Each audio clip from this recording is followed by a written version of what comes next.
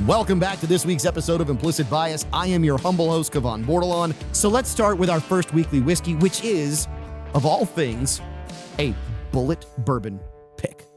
Now, I've had offerings from Bulleit before, but when we got with Bulleit, we were like, okay, we'll take that store pick. Now, this is one of the wonderful things. We've done this already on the show, but I picked it because it fit the night. It fit this episode because we don't necessarily have to rate this on the Morse Whiskey rating code. We've already done it. And take a guess what it is.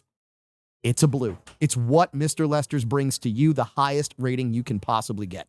So let's start across the table from me with the Rustic Renegade, who I love the tie with a nice AR-15 on it. He's got everything's concealed. It's all concealed carry on Caleb here tonight. Yeah, he had to go and alter the dress just a bit, which we're absolutely fine with. But Caleb, of the Rustic Renegade, what are your thoughts on this weekly whiskey, the Bulleit store pick? I've been sitting here writing notes. It's smooth, smoky, caramel, vanilla. I can't place my finger on the fruit that I'm getting. It's not grapes. It's not dates.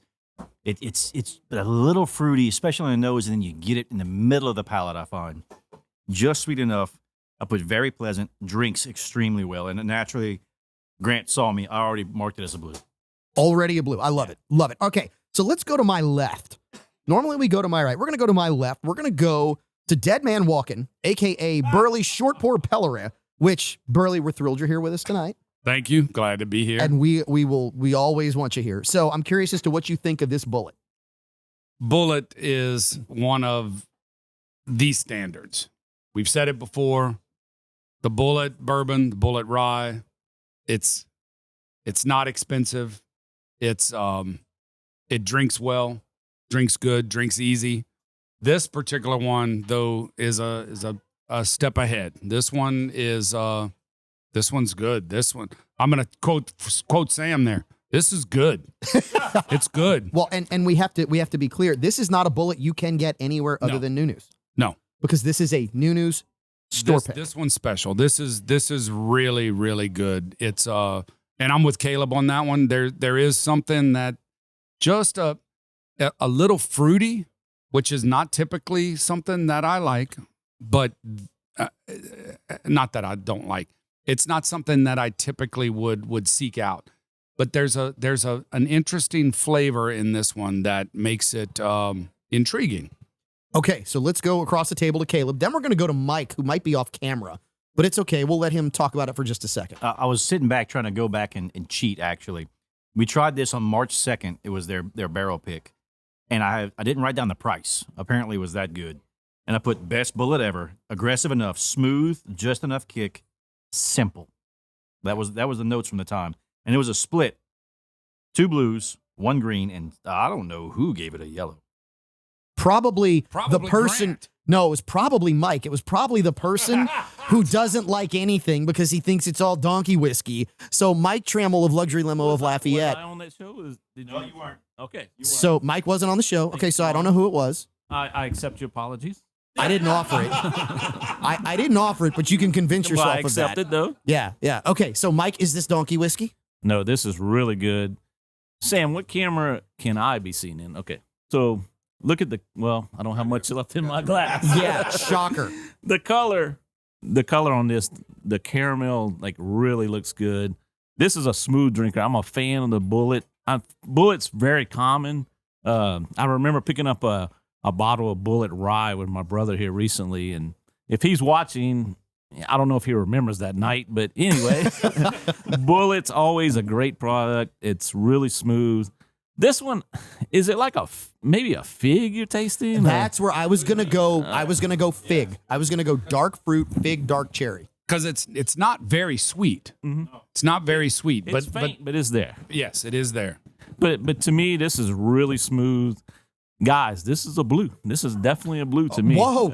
Okay, this is truly a momentous occasion because Mike Trammell, I think, gave his first blue.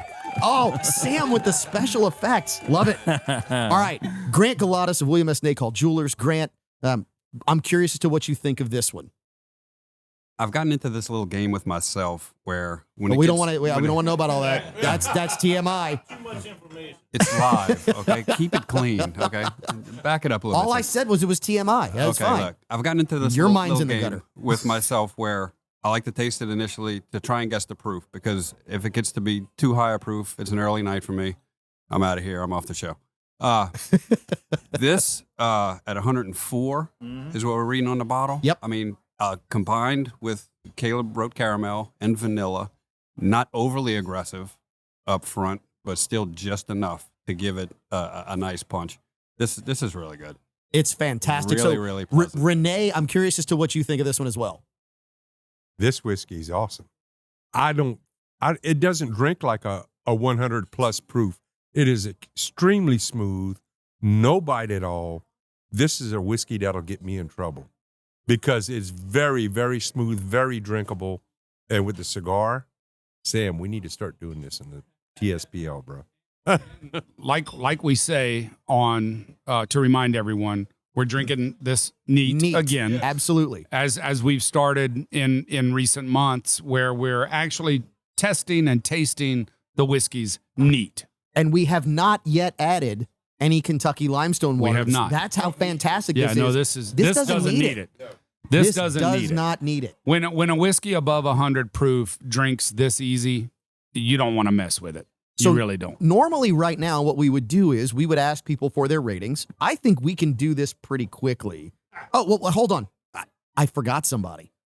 And I know he's juggling about 50, 60 different things right now, but Sam in the corner. So we give Sam a hard time, and I had to take that opening salvo at Sam. It was too much fun and too easy. But literally, Sam's keeping all of this together right now. So we're going to include Sam. Sam, I'm curious as to what you think of this particular weekly whiskey. Thank you so much, Kevon. Yeah, I have to echo all the sentiments. I mean, it's so straight fastball down the middle. It's just that classic whiskey flavor. You get that little bit of smoke. You get that little bit of caramel in there. Everything feels really balanced. I feel like the proof is just right on it. There's that burn that you want whenever you take a sip of whiskey, but it's not something that you're thinking about afterwards. I feel like it lingers just long enough as well. I'm getting a little... It's like a little dark cherry, like a that's what I said earlier. Dark cherry, dried apricot, that dark fruit. That's flavor. That's what I'm getting. And it's a lot of times we drink these whiskeys on this show that have all this unique flavor palette and have this interesting thing going on and this interesting. This one does not really have that. It's just what you want in a whiskey executed at a very high level. And it's just bourbon whiskey. If to your point, when you take a sip of a bourbon, this is what you expect.